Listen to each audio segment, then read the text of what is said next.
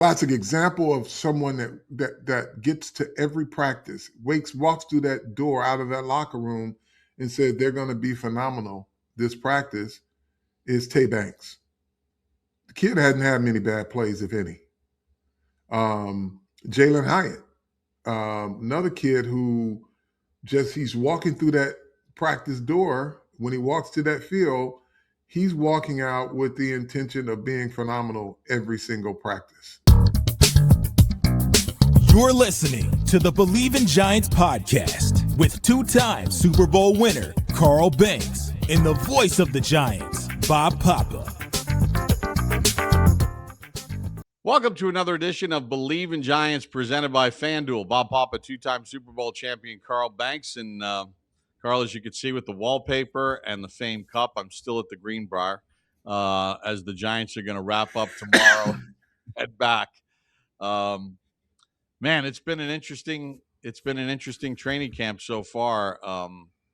You were up here earlier this week, last weekend, and I can't get over the pace of these practices. It's pretty intense. It's intense, but you know the thing that I notice is that the conventional wisdom of the new NFL of, hey, these guys need breaks, you got to give them trackers, you got to give them this, versus, hey, if you get in shape, and this is from, you know, the athlete side of me, your body will respond, but you can't get in shape during camp to be able to go at this pace.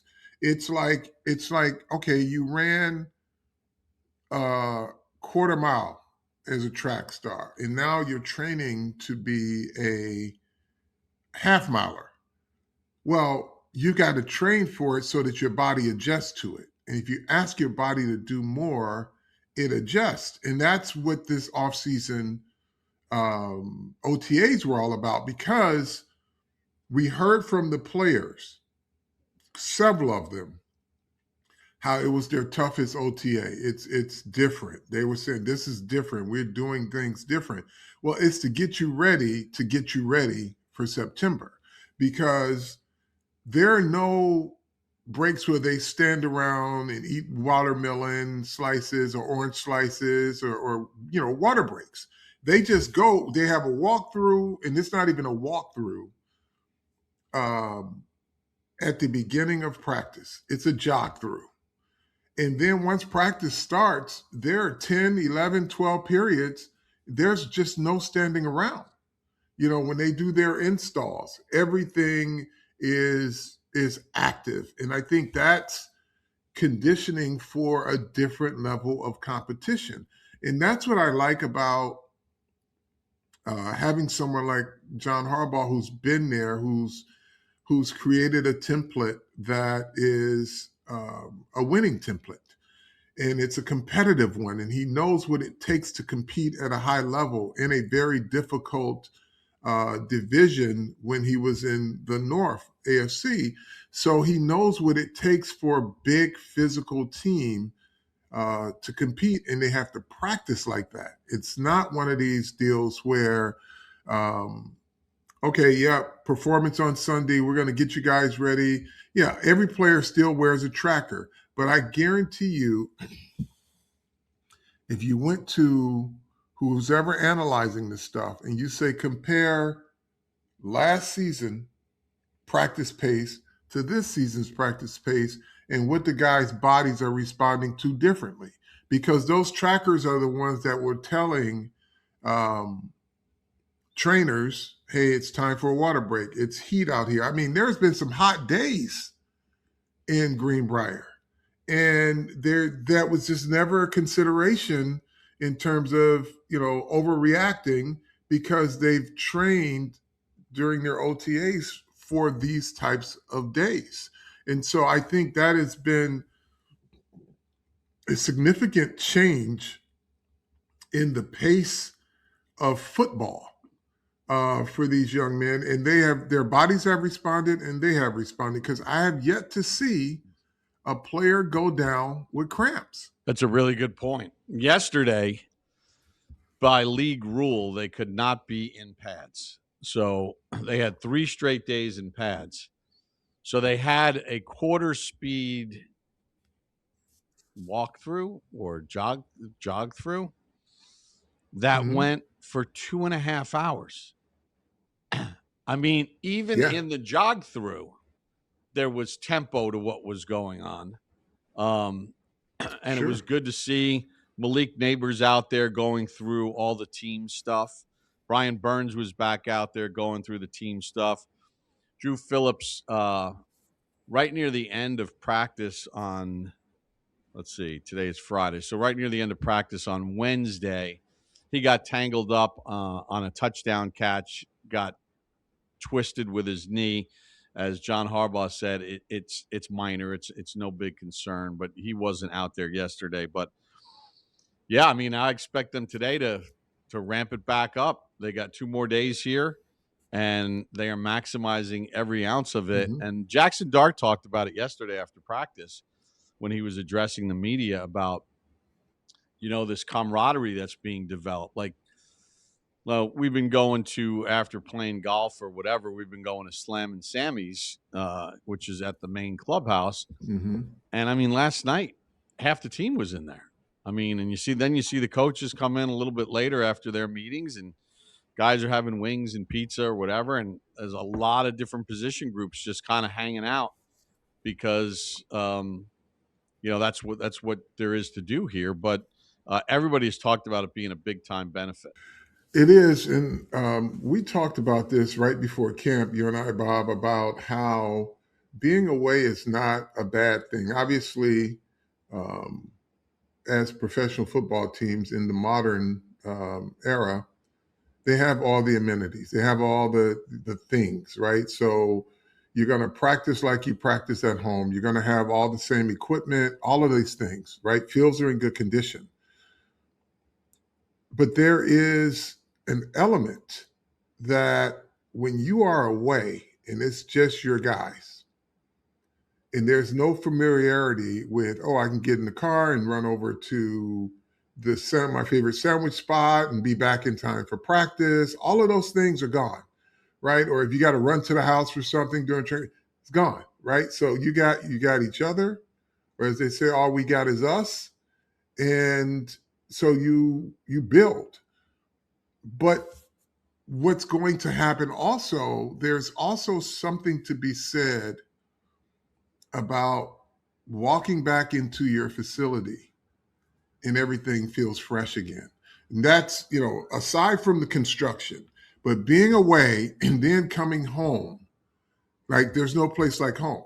But it's a great team builder, great morale builder to just be with your guys. And here's the other thing too. I don't know if it happened since I've been back, but I haven't seen all the extra pushing and shoving and the fighting and all of that stuff. I know on one touchdown, Jaxson Dart, flipped the ball at someone, but that was not going anywhere. That wasn't going to end up being a fight. And as Coach Harbaugh said, the clock's still going to run. So you do what you need to do, but if that huddle breaks, it's a penalty if the clock goes off. Oh, and by the way, you just penalized your team 15 yards for flicking the ball in someone's place. So this field goal is now 15 yards further away. I mean, it's extra point. I mean, and he said that, Harbaugh said that the other day. He's like, we don't need 50-yard extra points. Like, let's stop with the tomfoolery. And yeah, we really haven't seen any of those training camp brawls. Maybe they're just too tired to fight with the way they're going at it. But it's been a lot of fun watching them practice. The other thing I noticed, Carl, and again, Harbaugh has got a long resume of success in the National Football League. But I have come away so impressed with the situational football periods that they have. Like, they spent a lot of time yesterday working on like these tight formations where they're just taking a knee. or if they're on their own goal line or whatever, and they need to push the ball out just to give themselves some room to operate, or various other, they don't just work on it a little bit. They work on it a lot. Like, they run a lot of plays. They run a lot of different people, and they're doing it with a whole bunch of different looks. I'm not going to give away some of the things that I've seen because I don't want to give away anything that maybe they don't want to be given away as far as the personnel that they're utilizing doing it. But they've got a lot of different looks on how they do it, and it's very meticulous. It's coached very, very meticulously. And I saw Harbaugh yesterday they were working on doubling the gunners, and Harbaugh was actually out there doing a walking demonstration of why it was important to do it a certain way so that you can't get split back to the inside. And here's how you do it without committing a penalty. Like, they are going through nitty gritty stuff. The other day in practice, they were working on, they had the ball on the 5-yard line, down by 4, no timeouts, got to have a touchdown to win the game. And the way it was being executed and the way it was being called and everything else and the reaction to everything, you could see why this guy's won 60% of his games. Because these are things that he's coaching so that their players aren't caught by surprise in the moment. They are, I guess you call it rote learning, where it just becomes a part of your natural football existence to think in these terms. And this is what I love about what he's doing, because, and I smile because these are the things that we learned with Bill Belichick, we learned with Bill Parcells, developing good habits, right? Developing a way of life. You think in these terms. Every time you take the field, now you're thinking in situations, the communication, the things to look for when you're backed up. That's why when I played, we were such a good goal line team, defense. We were good goal line offense, because we practiced those situations. We thought those situations. We knew exactly, not as a Friday practice that you go through goal line, but we walk through them, we talk through them, we jog through them, and then we practice through them every chance we got, every day, so that when you line up in gotta have it situations from an offensive standpoint, these are the terms that you're going to dictate. These are the things that you're going to have to be aware of, and here are the adjustments that they can make. And you just start to think that. So in goal line situation, right? Or coming out of the shadow of the end zone situation, if you're on offense, you take the field already knowing. You're thinking in those terms right now. You're not saying, okay, coach, what's the call? And then all of a sudden you're trying to go through it in your head. You're probably anticipating 1 or 2 calls, or 1 of 5 calls if you're offense, right? And that's your thought process from the moment you take the field. Every situation, you're starting to learn it. You're living it now. You're learning it now, and you'll live it in September. And that's the rote learning process, the good habits that they're developing. Now, the one thing that I would ask of players, and it's just not one, but I'm going to give you an example. I would ask of these players, with everything that's going on, that they've got to take the field every day saying, I'm going to be exceptional. And I say that because, I was looking at some of the one-on-one drills, right? Pass rush. So many guys jumping off sides, with the cadence, and they're doing it to try to get these guys to be disciplined. But I'm going to single out one person, not because he's undisciplined, because he jumped a couple of times when I was there, was Abdul Carter. And Kayvon's the same way. They're so anxious to get off the ball, right?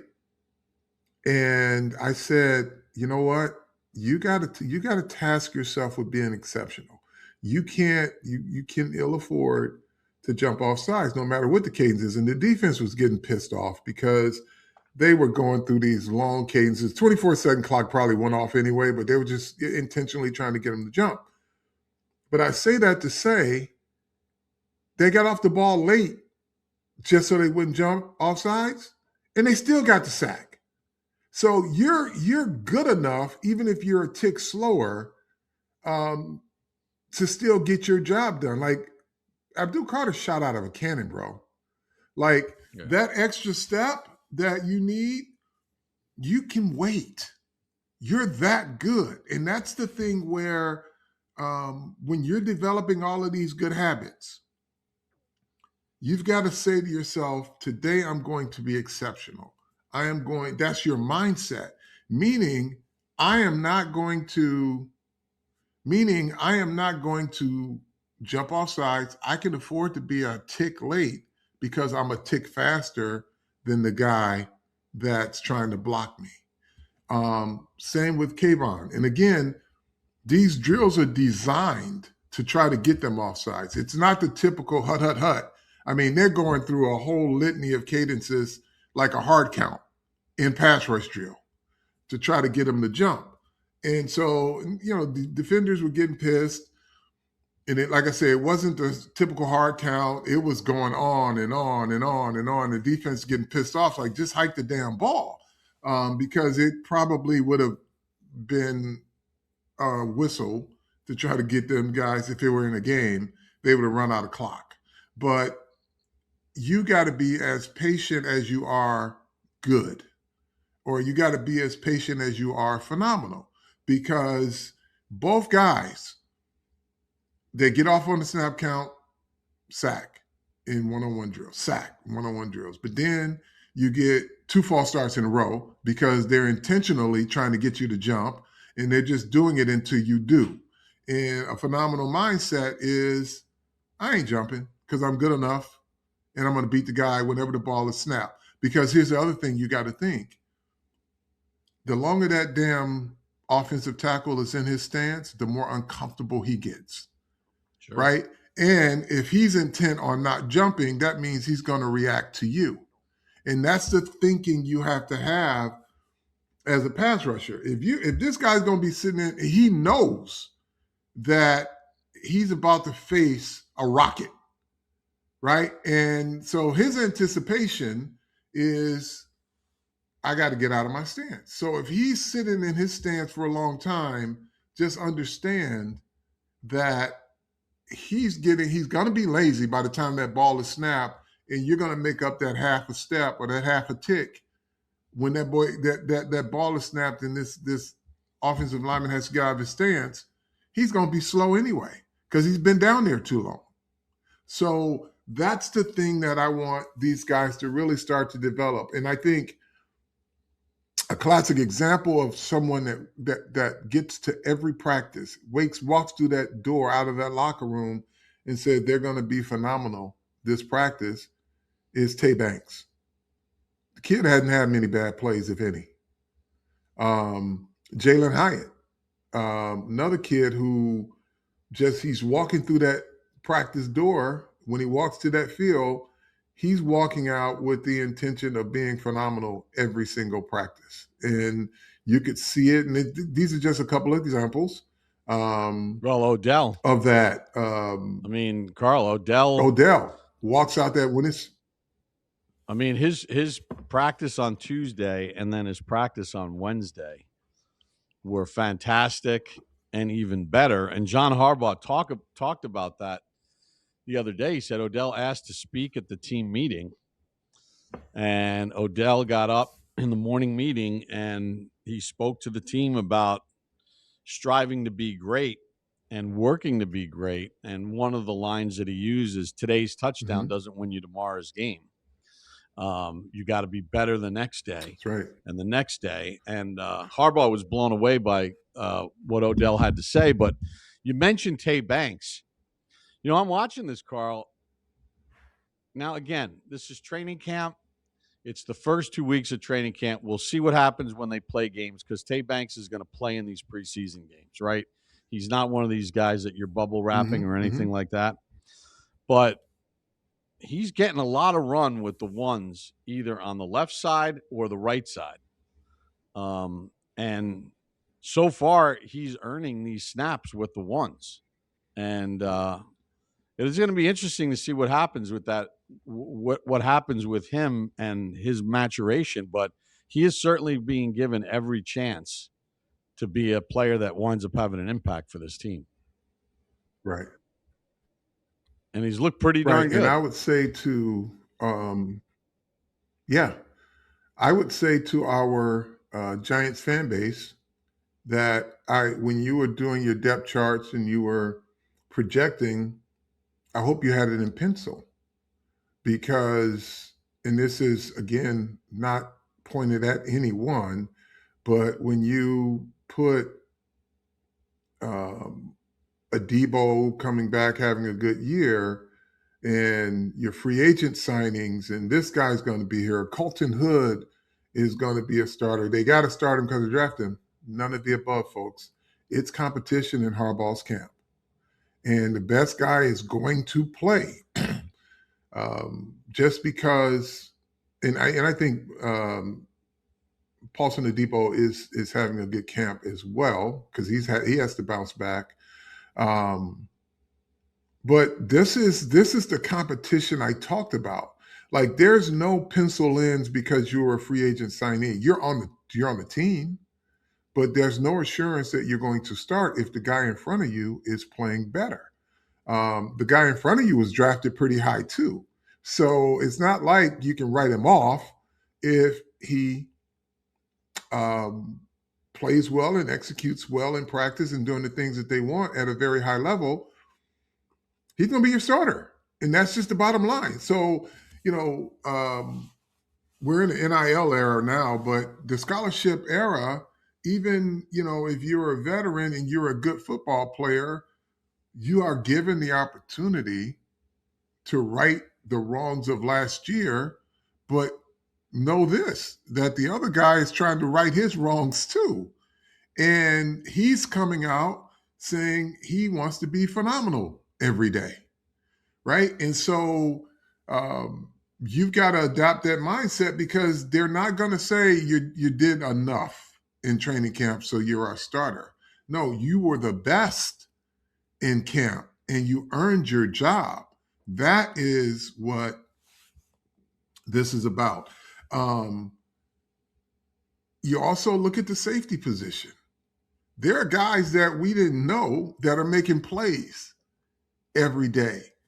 Then there's guys like Javon Holland seems to be operating with a sense of purpose, right? Tyler Nubin operating with a sense of purpose. Pinnock is operating.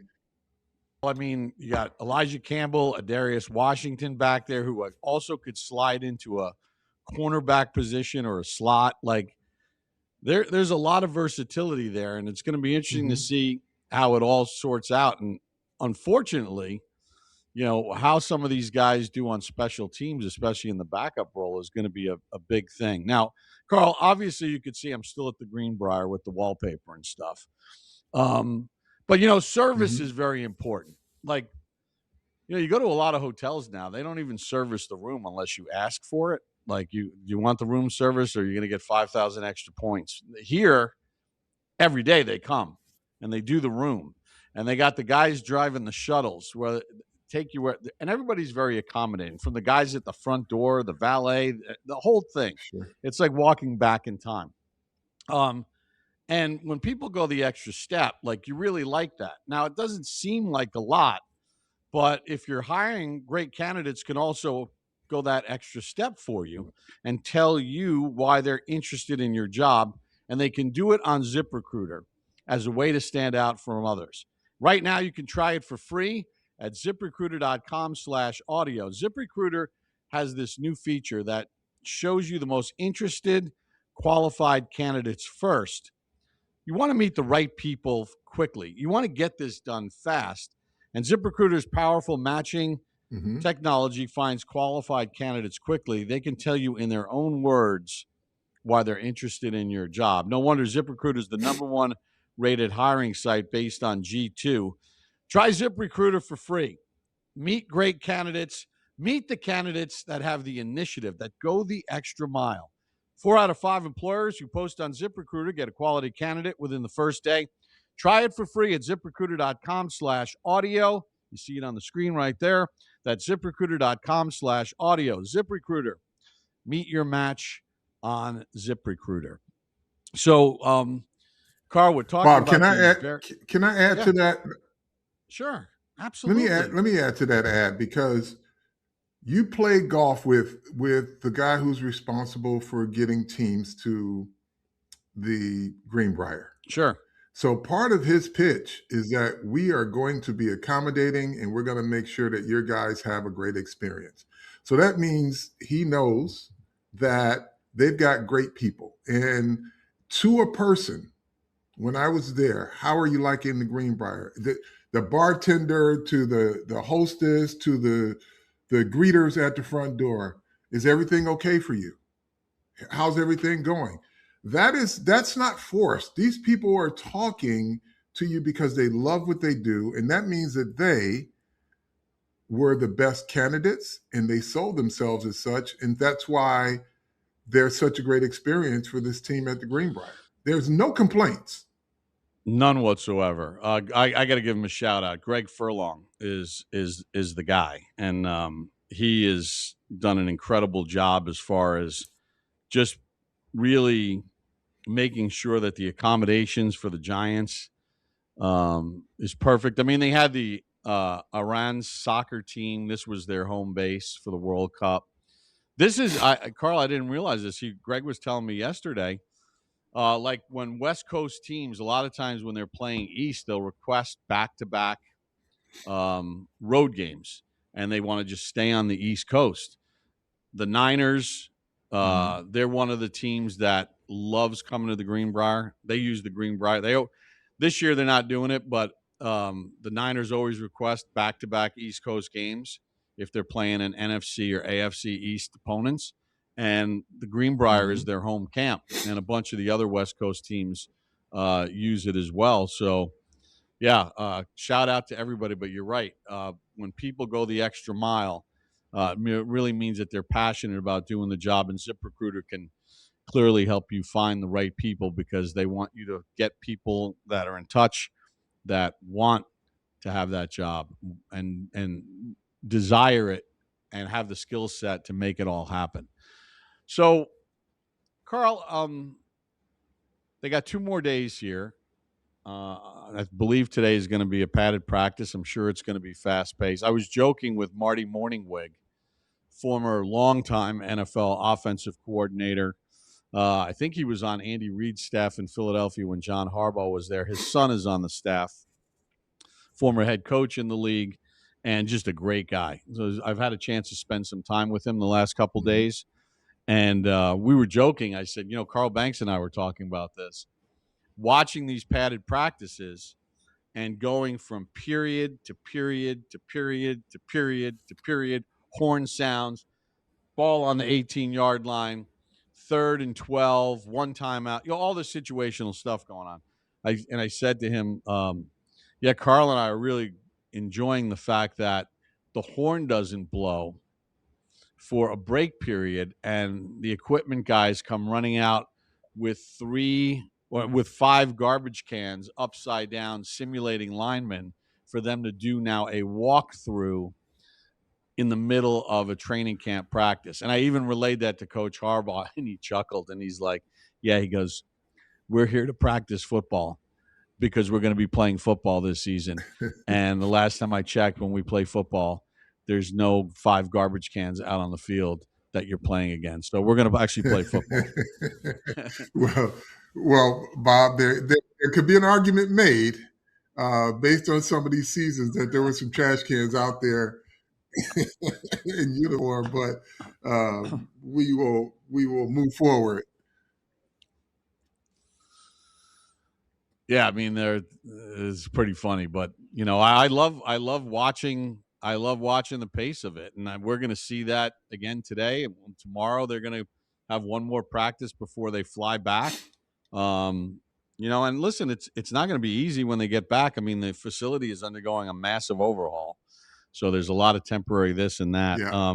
What else has stood out for you as far as training camp is concerned? I saw a couple plays the other day. Jack Kelly.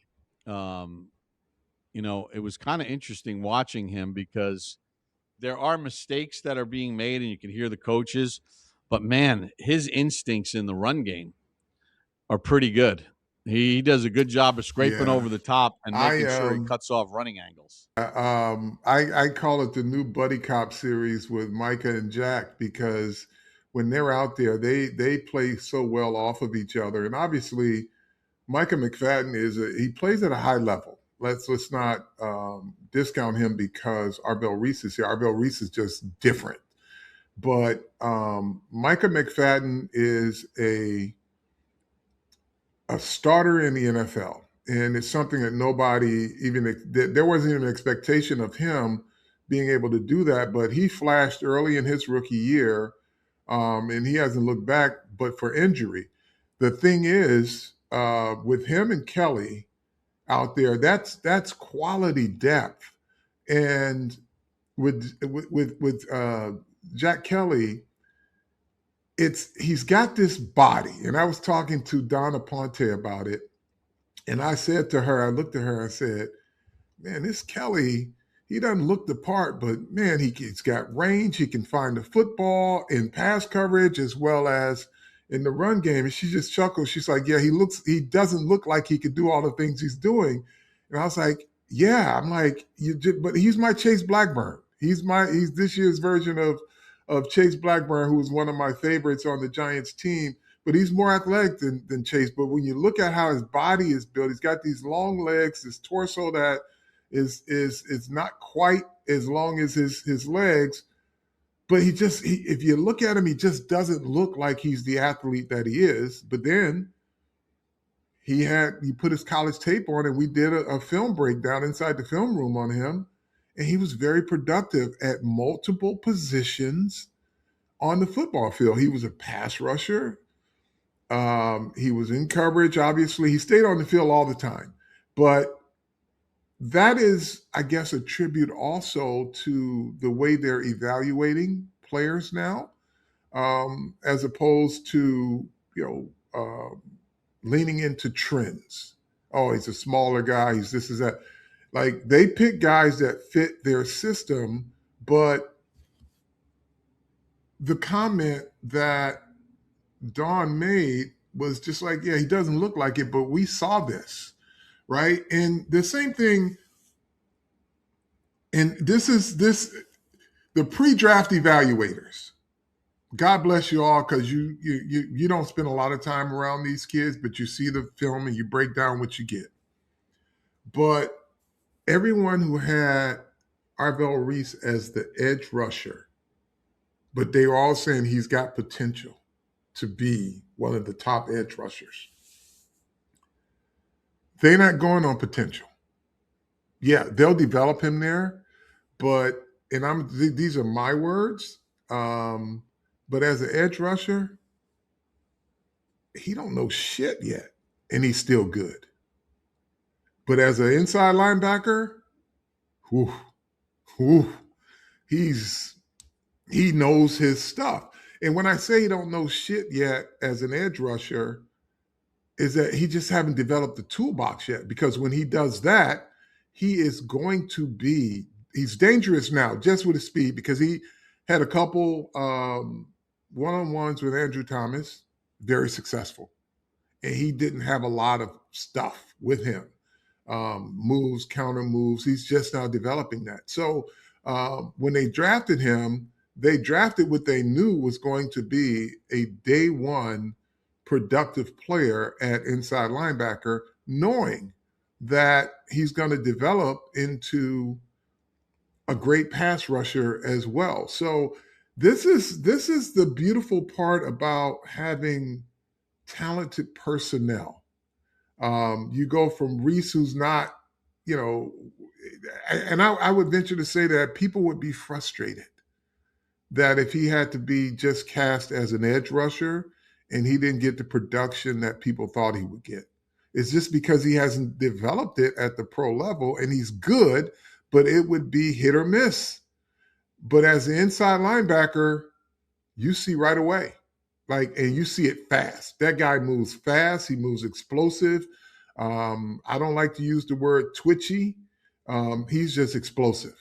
And when you put him out there, and that's the beautiful part about him, if you line him up out on the edge and you haven't prepared for him, then he's going to catch you by surprise, and he's got strength. So between him and Jack Kelly and how they evaluated the guys and how the draft experts evaluated them, it's different. They see it different. They study them a lot longer than the experts. And this is, again, I don't knock those guys because they do a draft show and they do a pretty good job, and it's part entertainment because they've got to show some of the positives. But the personnel people, they have to look at the negatives. They look at the whole package, and they do it for a long time. They visit practices and do these things. But we saw Jack Kelly as an edge rusher in college, and he was good. He went against some pretty good players.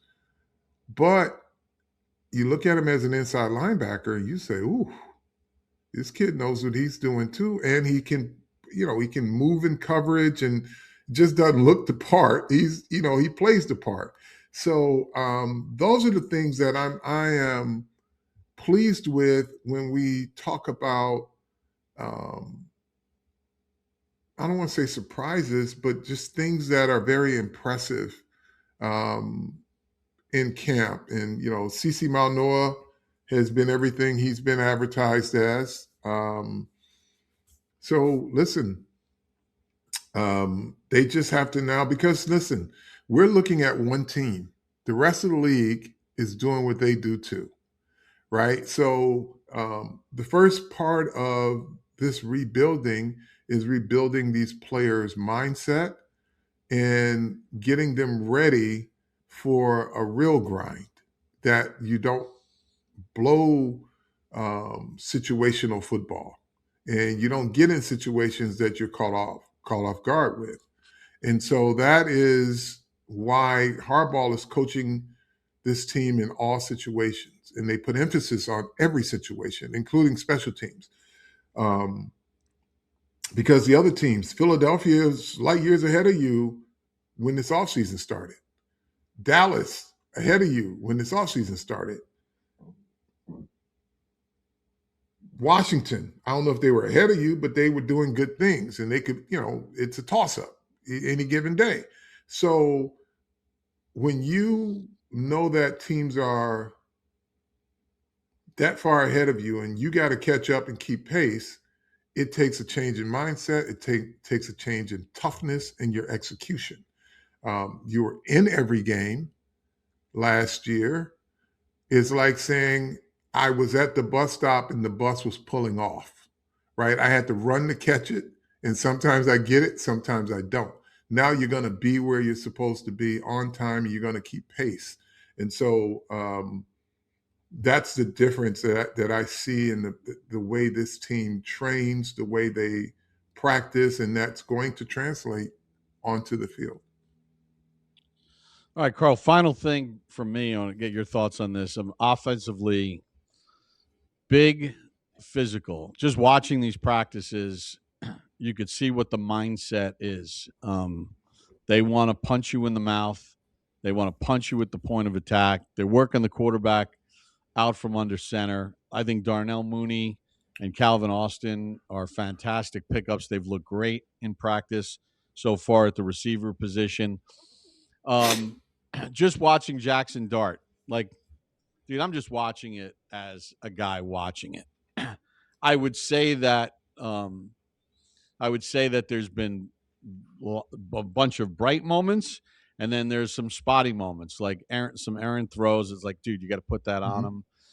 He's had a couple times where it looks like he's had like Mooney or Likely and winds up just kind of checking it down.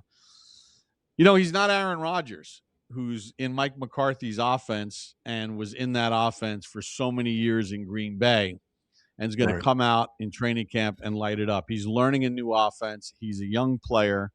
And I think this is all part of, again, like we talked about the golf analogy of, because they've got great golf here at the Greenbrier, is, there's a reason why players practice for hours and hours and hours when they're at home weeks around tournaments or on the range early in the week in tournaments, is you're practicing something that you want to apply on the golf course. So I'm not worried at all about Dart. I know some people have talked about, man, he hasn't looked great. He hasn't looked bad. He just spotty at times. But again, it's August the 7th. The first game isn't until September. I think this is all just kind of part of the process. He's in year 2. That's right. What people. Yeah. I mean, he's in year 2. That's what people tend to forget. And he's learning a new system for the second time. But here's the thing, that when we're evaluating the quarterback in Jaxson Dart, you also have to evaluate what they plan to do. What is the construct of this offense? He may not be asked to do a whole lot. You talk about big physical and they say they are going to run the football, then there's going to be a lot of play action pass. He's not going to, their goal is not to put him in these, long yardage situations from the shotgun. He's got to make plays. He's in those got to have it moments. You get them when you want them, when you can run the ball effectively. But if you can't run the ball effectively, then your quarterback, his decision making is going to have to be more matriculated, because you just don't have the stuff up front to stay in manageable down the distance. Now, there are going to be some times when there are going to be some long yardage situations. I think Jaxson Dart, he's proven that he can execute in those, but he's in a new offense and it's not polished yet. But the balance of this offense is what's going to allow him to thrive. And then they can open it up when they need to. But right now, they're going to focus on the meat and potatoes of this offense, and it's going to be play action. And that's why Isaiah Likely's on this team. And that's why you've got guys who can operate in short spaces, so that the play action pass can be what they want it to be, multiple levels.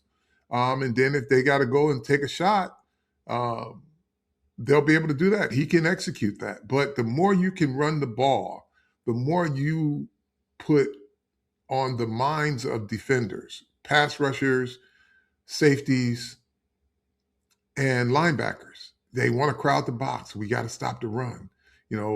Ricard's coming through and he's killing our linebacker. Well, Ricard came through and it was a pass this time. Right. And everybody's biting up. And then that's when you get your play action off a run action pass, as they call it. And Jaxson Dart just has to make plays. And I think he is more than capable of that, because he was in a more wide open offense last year.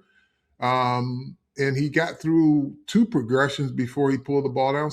Now he's going to have 3 because of the run action. There's always going to be a guy that's just sitting there waiting to catch the football, and he can go downfield, intermediate. They were working on 4th and goal at the 2. I'm standing on the side of the end zone. They bring Ricard in motion from the left coming my way, and they fake a handoff, and Ricard just leaks out into the flat. Dart hits him for a touchdown. But Ricard is coming like right at me. And I'm like, holy crap. Can you imagine having to try to tackle that coming at you? It was, I was like, oh my God. Yeah, he's a big boy. All right, I know. We had this conversation, Ricard and I. He was just finishing a haircut, and I was getting one. This was during the off season. And Davey Cut said, Carl, what would you do with a guy like this? I said, well, the rules were in my favor. when I played because I'd cut his knees from under him. And Ricard said, well, I would be allowed to cut too. I would be like, well, it would be a net negative because you're on the ground and I'm on the ground and you did not have effective. I said, but right now, I wouldn't want to see you. If I had to play in today's game, I would not want to see you if I couldn't take your legs from under you. That's funny. All right, I know you got to get. I know you're traveling. You're on the road, so Yep. We got to wrap this up. We want to thank our good friends at FanDuel. Carl, how do we like to end this thing each and every time? Tell a friend to tell a friend. Believe in Giants.